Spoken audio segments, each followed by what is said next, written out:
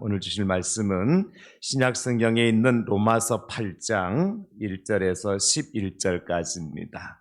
오늘은 앉은 상태에서 하나님 말씀을 그대로 받도록 하겠습니다. 마음은 경건하게 정성을 다하여서 로마서 8장 1절에서 11절까지 신약 249쪽에 제가 가진 성경은 있습니다. 하나님 말씀 함께 받으십니다. 다 같이. 그러므로 이제 그리스도 예수 안에 있는 자에게는 결코 정죄함이 없나니 이는 그리스도 예수 안에 있는 생명의 성령의 법이 죄와 사망의 법에서 너를 해방하였음이라. 율법이 육신으로 말미암아 연약하여 할 수 없는 그것을 하나님은 하시나니 곧 죄로 말미암아 자기 아들을 죄 있는 육신의 모양으로 보내어 육신의 죄를 정하사 육신을 따르지 않고 그 영을 따라 행하는 우리에게 율법의 요구가 이루어지게 하려 하심이니라. 육신을 따르는 자는 육신의 일을, 영을 따르는 자는 영의 일을 생각하나니 육신의 생각은 사망이요 영의 생각은 생명과 평안이니라. 육신의 생각은 하나님과 원수가 되나니 이는 하나님의 법에 굴복하지 아니할 뿐 아니라 할 수도 없습니다. 육신에 있는 자들은 하나님을 기쁘게 할 수 없느니라. 만일 너희 속에 하나님의 영이 거하시면 너희가 육신에 있지 아니하고 영에 있나니 누구든지 그리스도의 영이 없으면 그리스도의 사람이 아니라. 또 그리스도께서 너희 안에 계시면 몸은 죄로 말미암아 죽은 것이나 영은 의로 말미암아 살아있는 것이니라. 예수를 죽은 자 가운데서 살리신 이의 영이 너희 안에 거하시면 그리스도 예수를 죽은 자 가운데서 살리신 이가 너희 안에 거하시는 그의 영으로 말미암아 너희 죽을 몸도 살리시리라. 아멘. 저는 본문 말씀, 함께 읽은 말씀을 중심으로 해서 성령이 살리십니다, 이런 제목으로 함께 말씀의 은혜를 나누려고 합니다. 우리 함께 선포해 봅시다. 성령이 살리십니다. 성령께서 살려주십니다. 성령이 살려내십니다. 성령이 살게 하십니다. 할렐루야. 미래학자로 알려진 레넛 스윗 교수께서 지상에 있는 교회들을 이렇게 네 가지 종류로 분류를 하셨어요. 영어로 M자로 시작되는 그런 단어로 지상에 있는 교회들은 네 분류로 나눌 수 있다. 그러면서 레넛 스윗 교수가 나눈 그 교회를 보니까 그럴듯해요. 첫째는 어떤 교회냐면 미션 처치입니다. 미션 처치라고 하는 것은 사명 중심적인 교회, 복음과 하나님 말씀을 가장 중요하게 여기는 교회를 미션 처치라 그래요. 그래서 그 교회는 서로 관계를 맺더라도 유기적이고 본질적인 관계와 조직을 굉장히 중요하게 여기는 그러한 교회, 미션 처치라. 초대 예루살렘 교회 같은 교회가 그런 교회 되겠죠. 그런가 하면 또 하나의 교회는 미니스트리 처치라 그래서 목회적 교회, 말씀과 복음이 아니라 사역 중심, 행정 중심적 교회를 미니스트리 처치라 그래요. 이 교회 중요하게 여기는 건 뭐냐면 조직과 절차를 굉장히 중요하게 여기죠. 그래서 여전도의 남전도를 조직해야 되고 그 회의를 할 때 절차를 따라서 회의를 해야 되고 하나님 말씀에 은혜가 되든 안 되든 절차가 안 맞으면 틀렸다, 이렇게 얘기할 정도로 굉장히 행정을 중요하게 생각하고 조직과 절차를 중요하게 생각하는 미니스트리 처치가 있다 그러죠. 세 번째 유형의 교회는 어떤 교회냐면 메인터넌스 처치라 그래서 현상 유지적 교회. 그러니까 교회가 어느 정도 이제 규모가 사이즈가 되어지면 여기가 좋사오니 그러면서 더 이상 어떤 발전이나 이제 그런 것들을 추구하지 않죠. 그래서 어떤 형식이나 껍데기만 있고, 그래서 그 교회의 목사나 성도들 입에서 자주 나오는 말이 뭐냐면, 우리는 말이야 과거에 이랬었다고, 이런 말들을 많이 하죠. 라떼는 그런 얘기를 많이 하잖아요. 그러면서 현대에 이제 지금 함께하는 성도들이 함께하지 않는 것을 굉장히 규탄이나 하고 비판이나 하고 정죄를 하는 그 메인터넌스 처치, 현상 유지적 교회가 있다 그러죠. 그다음 마지막으로 네 번째는 어떤 교회를 얘기하느냐면 뮤지엄 처치라 그래서 박물관 교회, 이렇게 이름을 붙였어요. 뮤지엄이 박물관이잖아요. 박물관 교회. 이 교회는 어떤 교회일까요? 어떤 역동성이 없죠. 그냥 관광객들만 찾는 교회, 구경하러 오는 교회죠. 예배드리러 오는 것도 일주일 동안 세상에 살다가 오늘 일요일이니까, 주일이니까, 오늘 예배 드리는 날이니까 그냥 예배당에 가는 거잖아요. 예배당에 오는 거잖아요. 거기에 어떤 역동성도 없고 어떠한 새로운 삶을 추구하지도 않죠. 그래서 그 교회 가면 기도도 그렇게 뜨겁지도 않고 눈물도 구경하기 쉽지 않은, 헌신은 더 찾아보기 힘든 죽은 교회와 같은 그러한 교회가 뮤지엄 처치다, 이렇게 나누었어요. 미션 처치, 미니스트리 처치, 그리고 메인터넌스 처치, 뮤지엄 처치.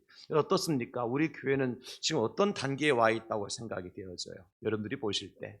아니, 우리 교회가 아니라 한국 교회의 현 상황은 지금 어떤 상황에 직면했다고 보십니까, 여러분?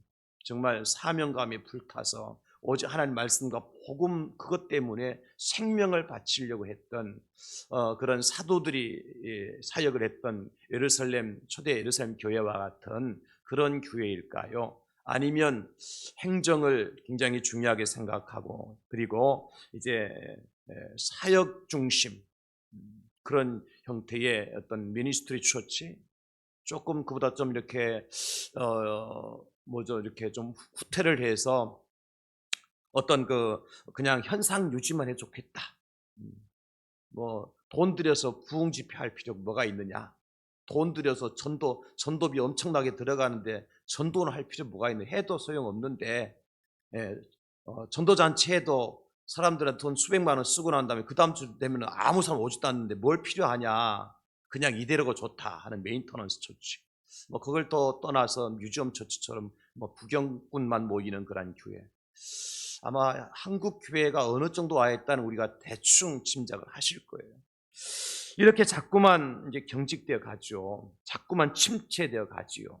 그래서 우리가 찾는 것이 뭐냐면, 어제도 서울에서 극동방송에서 우리가 큰 집회, 빌리그리암 그 기념 집회가 있었습니다만은, 그런 것들을 굉장히 우리가 굉장히 향수를 갖게 되어지고, 우리 고신교단은 뭘 자랑해요?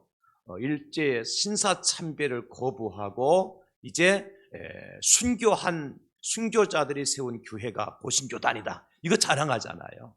그죠? 그런데 지금 우리 고신교단 안에서 순교자가 나오나요? 교회를 위해서, 복음을 위해서 생명 바치는 사람 과연 나오나요? 이런 것들이 보기가 쉽지 않잖아, 그죠? 그런 시대가 돼버린 것 같아요. 이렇게 자꾸만 경직화되고 이제 형식화되는 그러한 우리 성도들이나 교회들의 상황을 그냥 두고만 보면 되겠느냐? 그럼 나중에 어떻게 될까요? 뮤지엄 처치를 지나면 어떤 단계가 올까요? 저는 조금 한 단계 더 나가서 화석화된 교회가 될 것이다. 이 화석이 뭔지 아시잖아요. 땅 속에, 물 속에 묻혀서 보이지도 않는, 그걸 파헤쳐봤자 흔적만 조금 발견할 수 있는, 그죠? 여러분, 유럽의 소아시아 지역에 사도 바울이 세웠던 이 교회들을 탐방 가보면 뭐만 남아있어요? 그냥 기둥 몇 개만 남아있고 대리석 몇 개만 남아있단 말이에요. 박물관도 안 돼요, 그거는. 그죠? 구경거리도 없어요. 앞으로 그런 상황까지 나가게 될 것인데, 우리가 그것을 그냥 지켜만 보고 이렇게 지나갈 것이냐, 아니면 어떻게 해서든 이 상황의 현실을 우리가 직면을 하고 뭔가 좀 회복과 변화와 다시 부흥의 꿈을 펼쳐나갈 것인가 하는 것이 저와 여러분들이 결단해야 될 내용인 것 같아요. 그래서 오늘은 도대체 무엇으로 이것을 회복을 좀 해볼 수 있을까? 성경에 보니까 이렇게 가르쳐 줍니다. 스가랴 오늘 4장 6절에 보면 그가 내게 대답하여 이르되 여호와께서 수룹바벨에게 하신 말씀이 이러하니라 하시면서 만군의 여호와께서 말씀하시되 이는 힘으로 되지 아니하며 능력으로 되지 아니하고 오직 나의 영으로 되느니라. 지금 수룹바벨이 예루살렘에 다시 돌아가서 포로 가운데서 제1차 복귀를 하잖아요. 가서 무너진 예루살렘 성벽을 재건하고 성전을 재건하는 사업을 하려고 그러는데 그 일을 모든 것이 무너져 버렸단 말, 황폐해됐단 말이죠. 어떻게 가능하느냐는 거. 하나님께서 말씀하시잖아요. 이는 힘으로 되지 아니하고 능력으로 되지 아니하고 오직 나의 영으로 되느니라. 여기 나의 영이 뭡니까? 성령이시죠. 오직 성령으로만 가능하다. 그렇게 말씀해 주시는 겁니다. 여러분, 지금 이 시대를 돌파할 수 있는, 회복할 수 있는 다른 대안이 있으면 한번 말씀해 보세요. 없습니다. 전혀 없어요. 오직 유일한 대안은 하나님의 영이신 곧 성령으로만 가능하다는 겁니다. 왜냐하면 여러분, 교회는요, 성령께서 이 땅에 오심으로 말미암아 성령의 역사로 조직되고 시작된 것이 교회예요. 교회는 우리 사람들이 디자인한 그러한 단체가 아닙니다. 교회는요, 사람들이 만들어서 좋아서 만들어낸 공동체가 아니라는 거예요.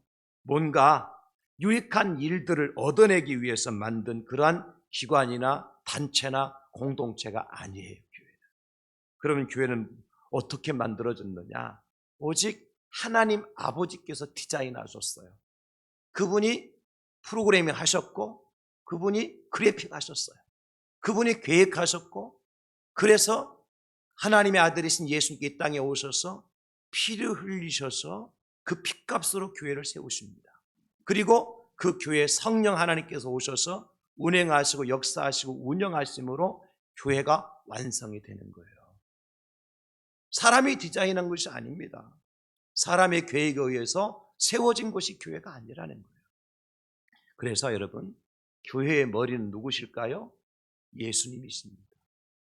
교회의 운행자는 누구실까요? 성령 하나님이십니다. 교회의 주인은 누구실까요? 하나님 아버지십니다. 다시 한번요. 이렇게 꼭 아시고 가셔야 돼요.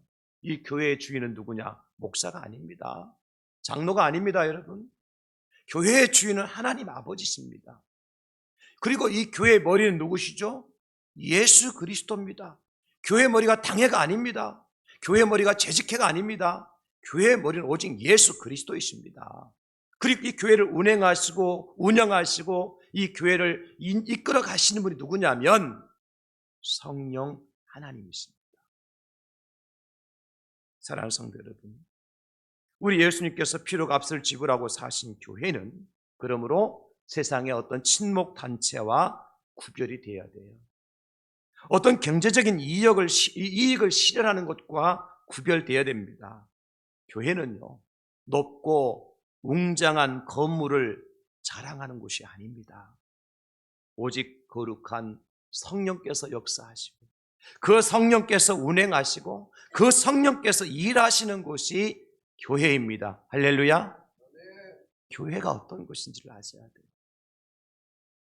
그래서 우리 교회의 6월달 주제가 뭡니까? 다 같이 시작. 어떻게 하셨어요? 제가 한 번도 얘기 안 해줬는데 다시 한번 시작. 오소서 진리의 성령님.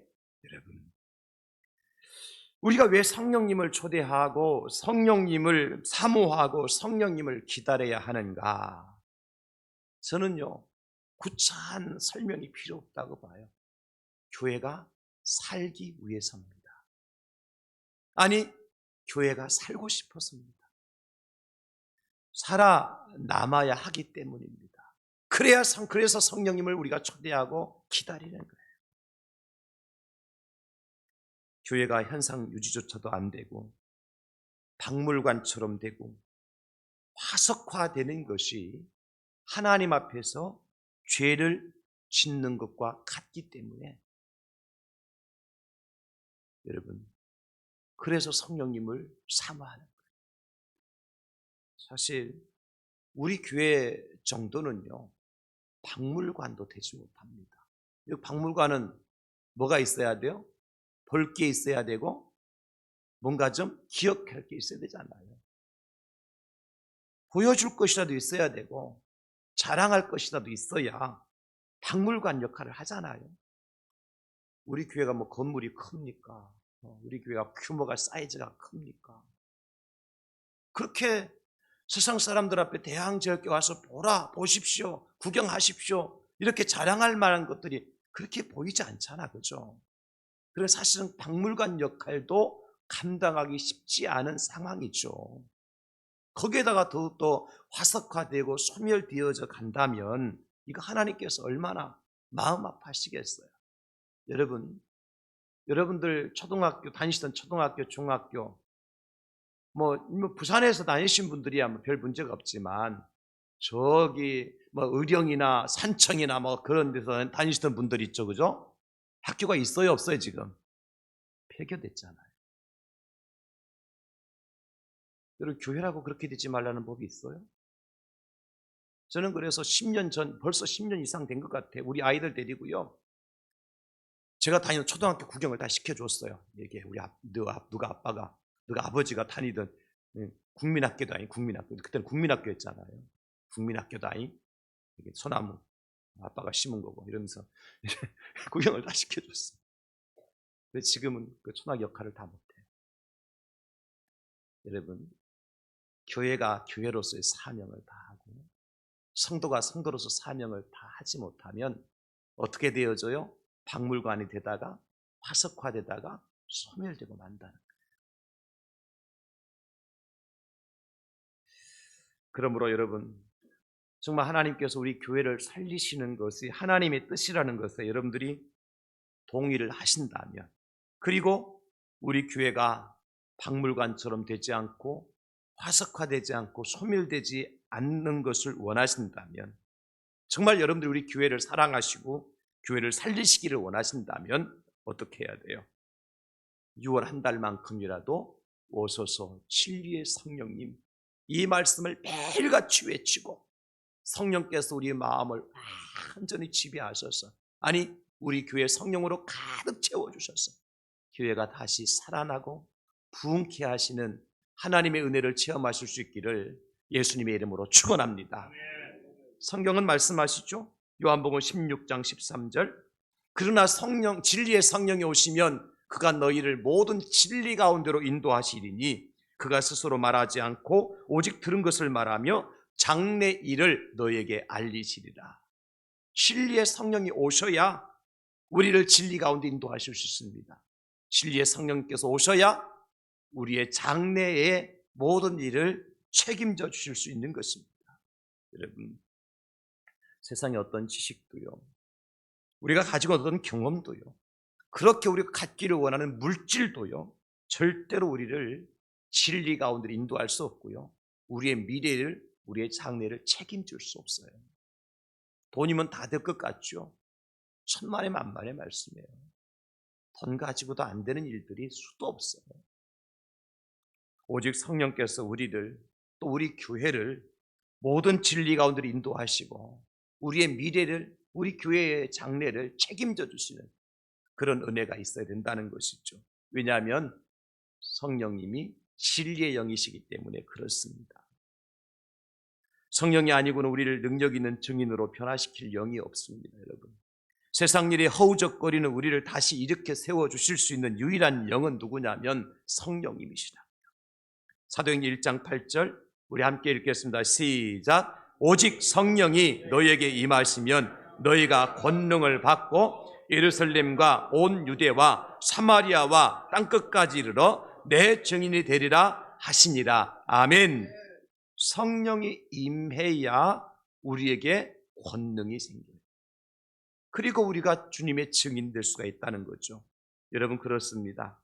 성령이 아니시고는요, 비실거리는 우리에게 힘이 생길 수 있도록 도와주실 영이 없습니다.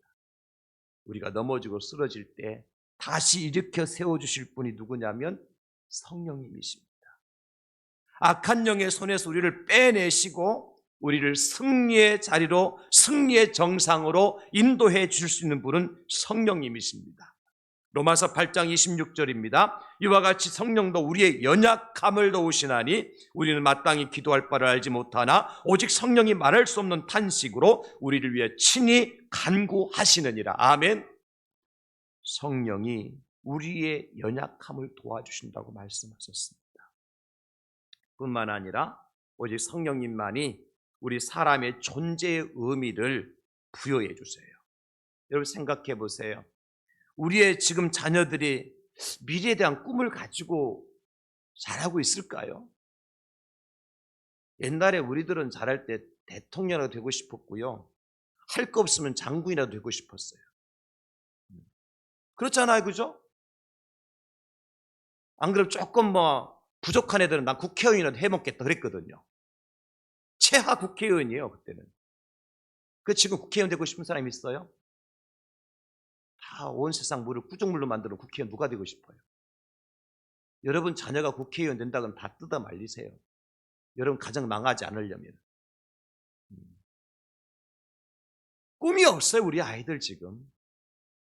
미래가 없다고요. 우리 젊은이들 뭔가 내가 그것을 목숨만 바치겠다 하는 것이 목표가 있나요? 우리 청년들 있나요? 내가 이것이 내 목표, 내 목숨만 바쳐보겠다. 여러분 그거 있어요? 없다고요 지금. 그냥 살아있으니까 사는 거예요. 즐기다 가는 거예요. 그러니까 23살짜리가 나도 살인 한번 해보고 싶다. 어디서 일어났어요? 우리 동네에서 일어났잖아요. 북구에서. 여러분 우리 젊은이들 꿈 없습니다. 23살짜리가 살인 한번 해보고 싶어서. 장난입니다 지금 사는 게. 사람 죽이는 것도 장난으로 죽여요. 여러분 그게 크게 문제될 거 생각 안 한단 말이죠. 왜 그렇죠? 내 생명을 어디에, 내 목숨을 어디에 한번 바쳐보고 싶은 그런 목적이 없는 거예요. 어른들은 어떻습니까? 늙은 분들이 거룩한 죽음을 향한 열정이 남아 있습니까? 없어요. 지난 주간에 88세 되신 우리 민병돈 전 육군 사관학교 교장께서 이런 말씀하셨더라고요. 그분이 모 정권에서 북한은 우리의 주적이라는 말을 한번 하셨다가 그만 옷 벗김을 당했잖아요.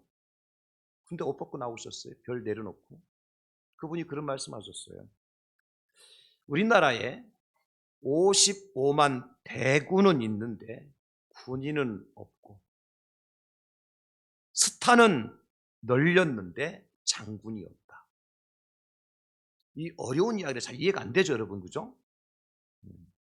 이건 적어도 유치원 정도 나와야 이해가 될 수 있는 이야기인데 유치원도 사립을 나와야 되는데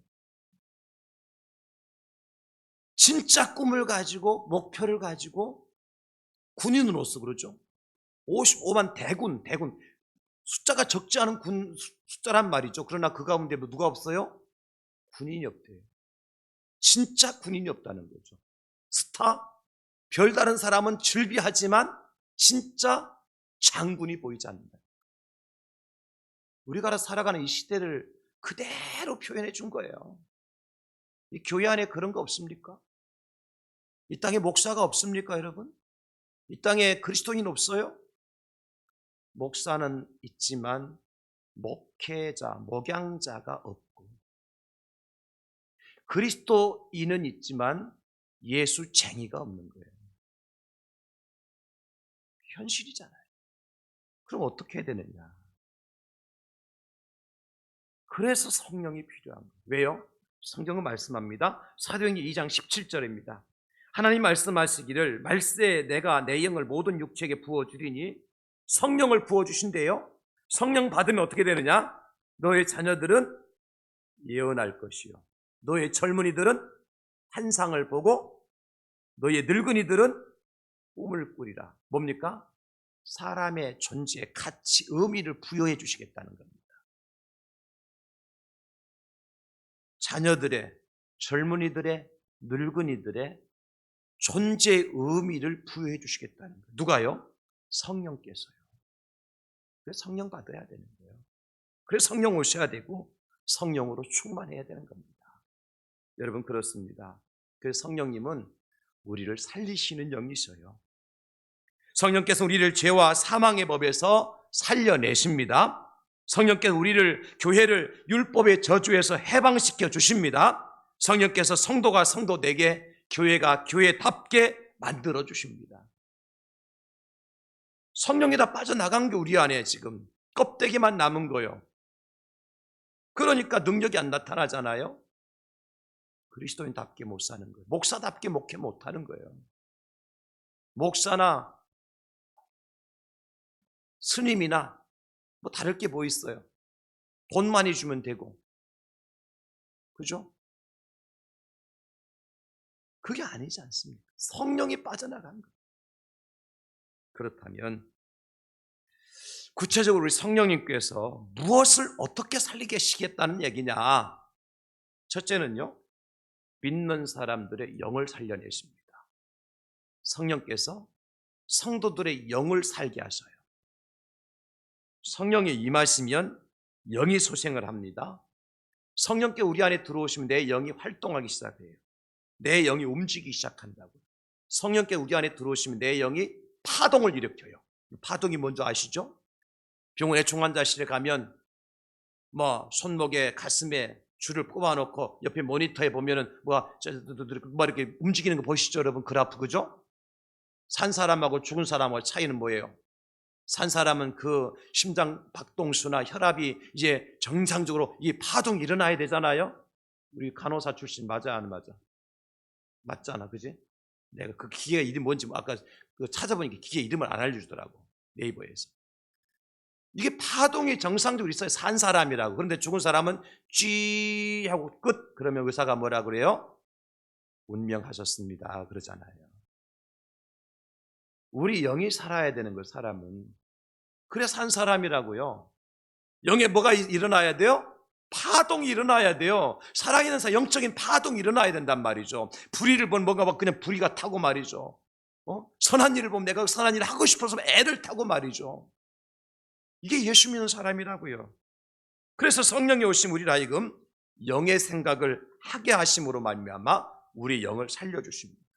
성령께서는 율법으로 인하여서 날마다 죄인처럼 묶여 살던 사람의 영을 살리셔서 새로운 삶의 현장으로 성령께서 인도해 가십니다. 제가 가만히 보니까요, 사람이 죽고 사는 것이 몸이 아프고 병이 들어서라기보다도 어디부터 시작되죠요? 내 마음의 병부터 들기 시작해요. 그죠?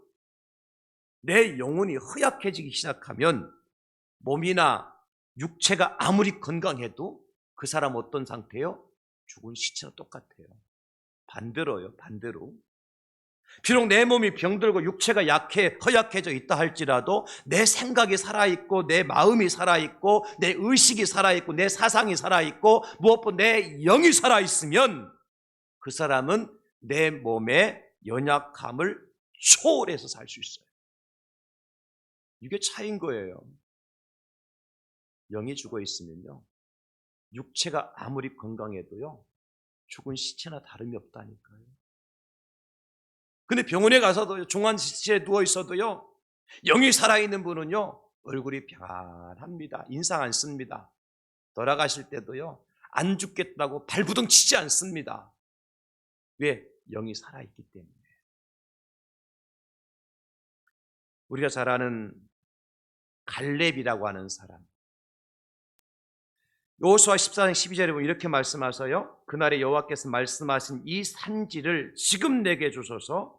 당신도 그날에 들으셨거니. 여호수아에게 지금 갈렙이 하는 말이에요. 그곳은 아낙 사람이 있고 그 성읍들은 크고 견고할지라도 여호와께서 나와 함께 하시면 내가 여호와께서 말씀하신 대로 그들을 쫓아내리이다 하시니. 여러분 지금 갈렙의 연세가 몇 살에 이 말씀하신 것 같아요? 40대 청년? 40대 청년이 아니구나. 30대 청년입니까? 40대 50대 중년입니까? 80대가 넘은 85세의 노년인 갈렙이 지금 이 말씀하셔요. 여러분 어떻습니까? 우리에게 문제는 뭐냐면 나이의 주름살이 문제가 아니에요. 우리 마음의 주름살이 문제인 거예요.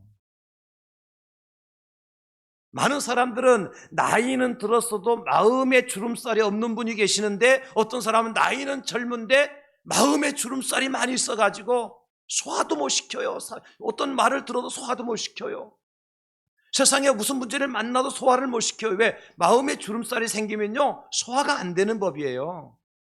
근데 연세가 드셨어도요, 마음의 주름살이 없는 분은요, 갈렙과 같은 고백을 할 수 있다니까요. 이 산지를 지금 내게 주시옵소서. 과거가 아니고 미래도 아니죠.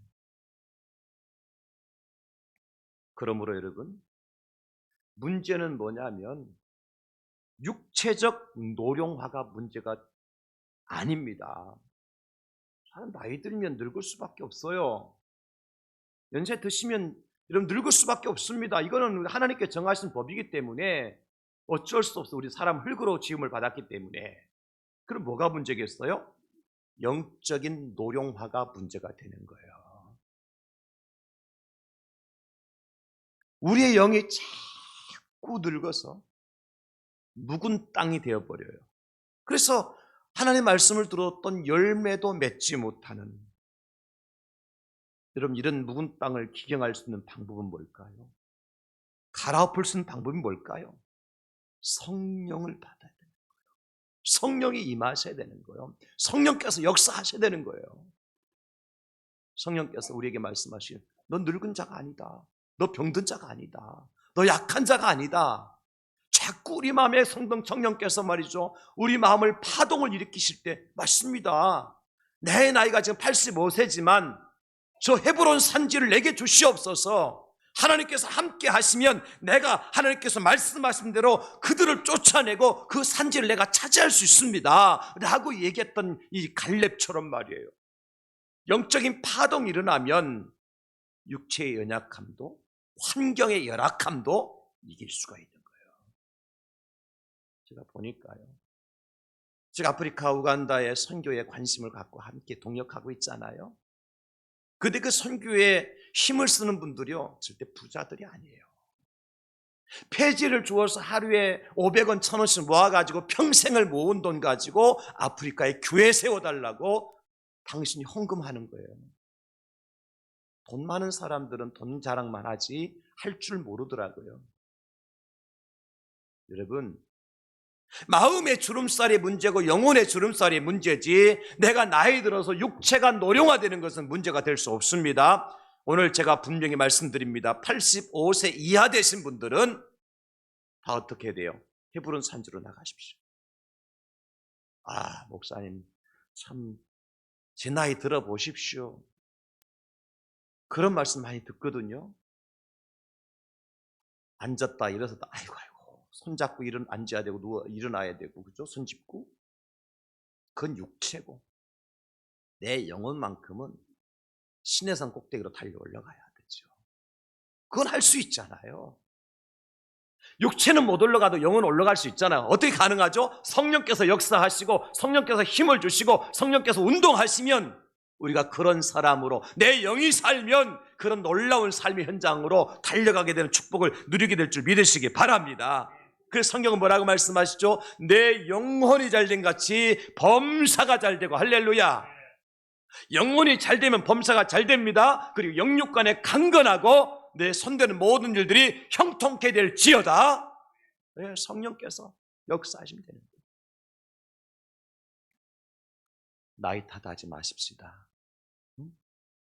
성령께서 오셔서 우리를, 육체의 나이가 88이면 영혼의 나이를 팔팔하게 만들어 주시도록, 할렐루야, 성령이 그런 일을 하신단 말이에요. 두 번째로는 성령께서 하나님의 말씀이 말씀되도록 살려주세요. 이게 참 귀중한 말씀이에요. 오늘 4절 말씀에 보면 육신을 따르지 않고 그 영을 따라 행하는 우리에게 율법의 요구가 이루어지게 하려 하심이니라 그랬습니다. 율법의 요구가 뭐죠? 하나님 말씀이잖아요. 하나님의 성령으로 충만한 사람들이 하나님의 말씀이 되게 하셔서 그 말씀을 이루고 살아갈 수 있습니다. 할렐루야. 여러분, 하나님 말씀 어떤 말씀이죠? 히브리서 4장 12절입니다. 하나님 말씀 이런 말씀이거든요. 하나님의 말씀은 살아있고 활력이 있어 좌우의 날선 어떤 검보다도 예리하여 혼과 영과 및 관절과 골수를 찔러 쪼개기까지 하며 또 마음의 생각과 뜻을 판단하신다 그러셨어요. 하나님 말씀 죽은 말씀입니까? 살아있는 말씀입니까? 하나님 말씀 움직이는 말씀입니까? 고정된 말씀입니까? 움직이는 말씀이에요. 살아서 움직이는 말씀이에요. 사랑하는 성도들, 여러분들께 하나님 말씀 도대체 어떤 의미를 가지고 있습니까? 내가 그냥 성경 100독했다 200독했다 하라고 만들어 놓은 책입니까? 아니면 내가 얼마나 더 다른 사람도 성경 구절을 한글도 암송한다고 머릿속에 그 성경들을 넣고 그것을 자랑하고 경쟁하도록 만들어 놓은 책이 성경책입니까, 여러분? 혹시 내가 머리가 아프고 그냥 뭐가 정신이 사나울 때 내 머리맡에 성경책을 놓고 어떤 사람은 성경책을 이제 목침으로 삼고 누워있으면 그것이 뭐 머리가 맑아지고 한다고 부적처럼 머리맡에 놓고 성경책을 놓으라고 성경책 하나 주셨습니까? 아니면 적어도 내가 예수 믿는 사람이니까 교회 올 때라도 성경책 정성석 옆에다 딱 끼고 의젓하게 교회당 나올 때 폼 잡고 나오라고 성경책 주셨습니까? 요즘 그런 사람도 보기 힘들어요. 신문지에 뚫뚫 말아가지고 어떤 사람은 쇼핑백에 넣어서 어떤 조금 나은 사람은 가죽 가방에 넣어서 성경책 감춰가지고 와요. 그것도 좀 나아요. 어떤 사람은 교회 오면 성경 다 비치돼 있는데 무슨 성경책이 필요하냐, 딸랑딸랑, 뭐가 딸랑거리는지 모르겠어요. 딸랑거리면서 와요.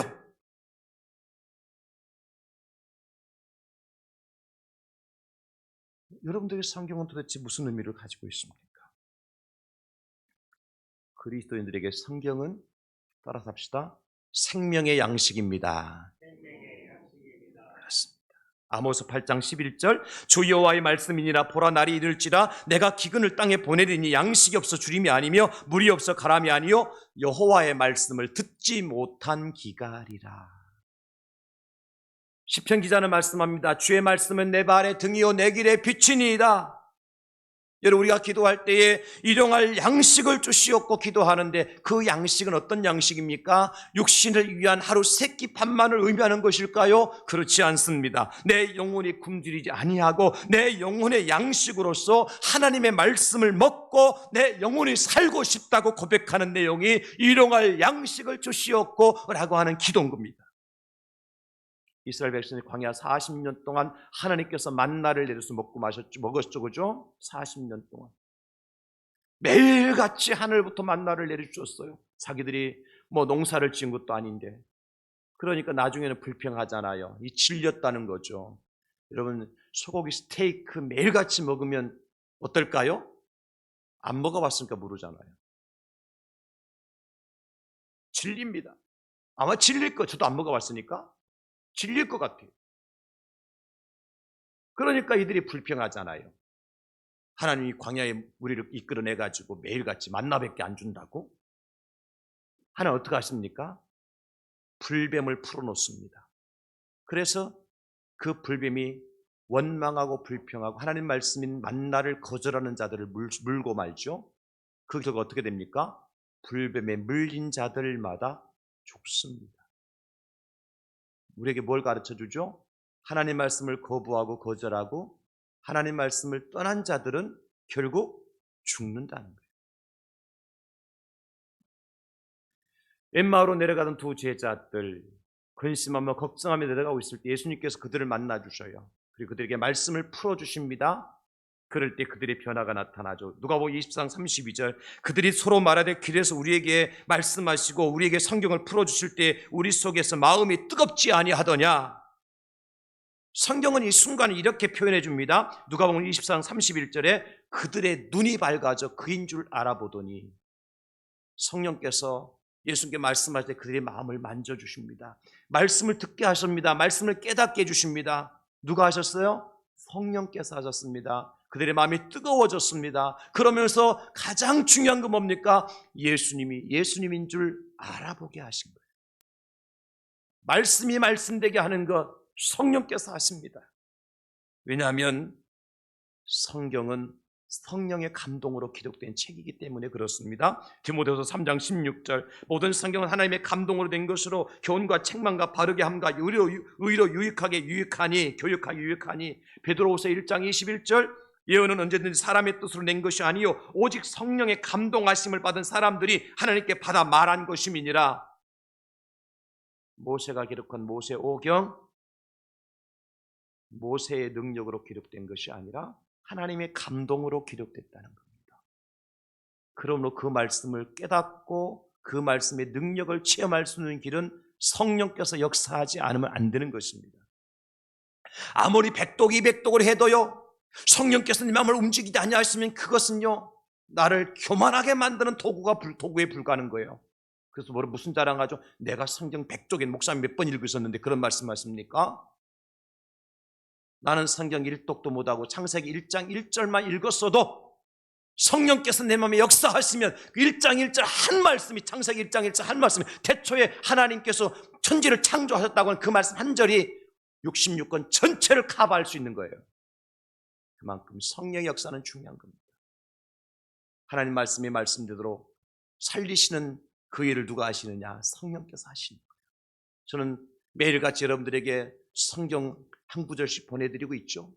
혹시 목사가 보낸 성경 구절을 받지 못하는 분 계시면 나중에 말씀해 주세요. 그분들이 제 카톡에 아직도 저장이 되지 않았거나 이 매칭이 되지 않아서 그랬을 거예요.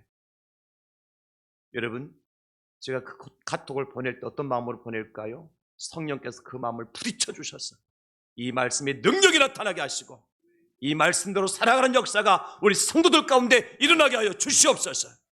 저는 그래서요 우리 교회 나오시다가 멀리 이사 가신 분들, 한 번 나왔다가 안 나오시는 분들에게도 카톡을 다 보냅니다. 말씀 보냅니다. 그분은 1년 12달 360일 한 번도 카톡을 열어보지 않아요. 카톡은 알 수 있잖아요. 읽었는지 안 읽었는지 체크가 되잖아요. 그래도 저는 보냅니다. 왜 보낸 줄 아세요? 성령께서 역사해 주십시오. 이 카톡을 열어보지 않더라도 이 말씀의 능력이 그 10년 가운데 나타나게 해 주시옵소서. 저는 그 믿음 가지고 기도하면서 카톡을 보냅니다. 말씀을 보냅니다.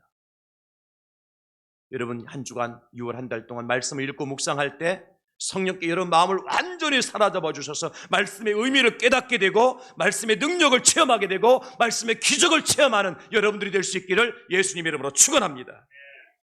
마지막으로 성령께서 사명을 감당하도록 우리를 살려주셔요. 10절입니다. 또 그리스도께서 너희 안에 계시면 몸은 죄로 말미암아 죽은 것이나 영은 의로 말미암아 살아있는 것이니라. 성령께서 우리를 그리스도의 사람이 되게 하셔서 살려주십니다. 우리 영혼을 소생케 하실 뿐만 아니라 우리에게 사명을 주십니다. 사도행전 1장 8절 우리 잘 아는 말씀이잖아요. 함께 읽겠습니다. 시작. 오직 성령이 너에게 임하시면 너희가 권능을 받고 예루살렘과 온 유대와 사마리아와 땅끝까지 이르러 내 증인이 되리라 하시니라. 아멘. 하나님의 영이신 성령께서 우리에게 부어주신 이유는요 우리가 하여금 방언이라고 랄랄랄라 하고 떠들고 내가 성령 받다고 막 그것을 자랑하고 다니라고 주신 것이 아니라 우리에게 준 사명을 감당하도록. 어린아이에게는 어린아이에게 사명이 있고 학생은 학생의 사명이 청년의 사명이 있고 연세 드신 어르신 늙은이의 늙은이의 사명이 있는 거예요. 목사는 목사의 사명이 있고 장로와 권사와 집사는 집사 사명이 있는 거예요. 이 사명을 감당하기 위해서는 어떻게 해야 돼요? 성령 받아야 돼요. 성령께서 역사하셔야 돼요. 그리고 드디어 오순절날 성령을 받은 제자들이 어떻게 합니까? 사도행전 2장 4절 그들이 다 성령의 충만함을 받고 성령이 말하게 하심을 따라 다른 언어들로 말하기를 시작하니라. 요바의 베드로가 기도하고 있을 때 환상을 봅니다. 이상한 것이 하늘로 내렸다 올라갔다 하는데 더럽고 이제 유대인들이 생각하는 그런 부정한 짐승들이 그 바구니 안에 가득 찼어요. 그때 마침 고넬료가 보낸 사신들이 이 베드로를 찾아오지요. 우리의 주인 백부장 고넬료가 당신을 모시고 오라 그랬습니다. 이방인이 찾아왔어요. 베드로는 용납할 수 없었습니다. 유대인이에요. 이방인과 사귈 수 없습니다. 그 더러운 바구니 안에 들어있는 짐승과 똑같은 거예요. 근데 하나님 뭐라고 말씀하십니까? 이것을 잡아먹으라는 거예요. 너희들이 생각할 때 부정하다고 생각하고 너희들이 생각할 때 더럽다고 생각했던 이 짐승도 내가 정하다고 말하고 내가 정결하게 말았으면 먹으면 된다는 거예요. 그 말을 듣고 그 환상을 보고 베드로가 이제 고넬료의 집에 찾아가잖아요. 복음을 전하잖아요. 말씀을 전하잖아요. 그때 어떤 역사가 나타납니까? 사도행전 10장 44, 46절에 보니까 베드로가 이 말을 할 때에, 설교할 때에 그 말입니다. 성령이 말씀 듣는 모든 사람에게 내려오시니 베드로와 함께 온 할례 받은 신자들이 이방인들에게 성령 부어주심을 말미암아 놀라니 이는 방언을 말하며 하나님 높임을 들음이로라. 이방인들의 성령이 임했어요. 뭐 할 때? 말씀을 들을 때. 성령께서 역사하십니다. 어린아이들에게는 성령 역사 없다고 생각하십니까? 그렇지 않습니다. 듣지 못하는 분들에게 성령 역사 없다고 생각하십니까? 그렇지 않습니다. 말하지 못하는 분들에게 성령 역사 없다고 생각합니까? 그렇지 않습니다. 듣지 못해도 말하지 못해도 어린아이 할지라도 성령께서 역사하시면 하나님 말씀이 말씀되게 하시고 그 말씀이 내 마음을, 내 몸을 움직이게 되어지면 사명을 감당하는 자로 변화시켜 주실 줄 믿으시기를 예수님의 이름으로 축원합니다. 사도 바울이 아시아 지역에 복음 전하러 가려고 하는 성령께서 막잖아요. 그날 밤에 저 마게도냐에서 한 사람이 손짓하면서 건너와 도와달라고 애원을 합니다. 성경 보십시오. 사도행전 16장 9절로 10절. 밤에 환상이 바울에게 보이니 마게도냐 사람 하나가 서서 그에게 청하여 이르되 마게도냐로 건너와서 우리를 도우라 하거늘 바울이 그 환상을 보았을 때 우리가 곧 마게도냐로 떠나기를 힘쓰니 이는 하나님이 저 사람들에게, 이 하나는 어떤 하나님이요? 성령 하나님께서 저 사람들에게 복음을 전하라고 우리를 부르신 줄로 인정함이라 믿게 되었다. 감동이 일어나서 바울은 그 자리에서 벌떡 일어나서 아시아가 아니라 유럽으로 향합니다. 그래서 그곳에 가서 루디아를 만나고 빌립보 간수를 만나고 복음을 전해서 유럽 복음화, 로마 복음화의 전초 기지를 만드는 거예요. 성령이 임하면 이런 역사가 나타납니다. 그리스도인들이 성령을 간절히 원하는 것은 어떤 능력만을 받기 위함이 아닙니다. 방언을 말하고 거룩한 척하면서 살아가고 교만을 떨기 위해서가 아니에요. 뭘 감당해야 돼요? 사명 감당해야 돼요. 목사로서의 사명을 감당해야 되고요. 여러분, 성도로서의 사명을 감당해야 돼요.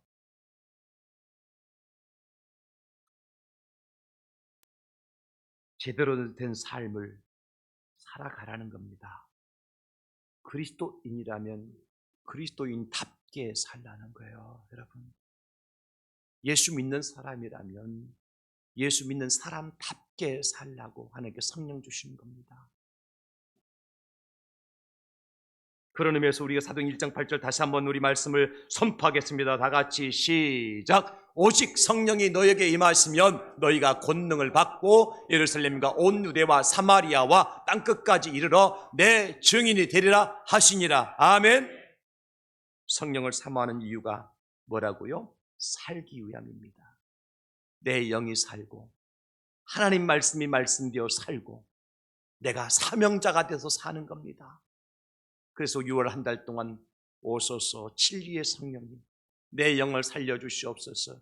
하나님 말씀이 살아있는 것을 체험하게 해주시옵소서. 내게 주신 사명을 감당할 수 있게 해주시옵소서.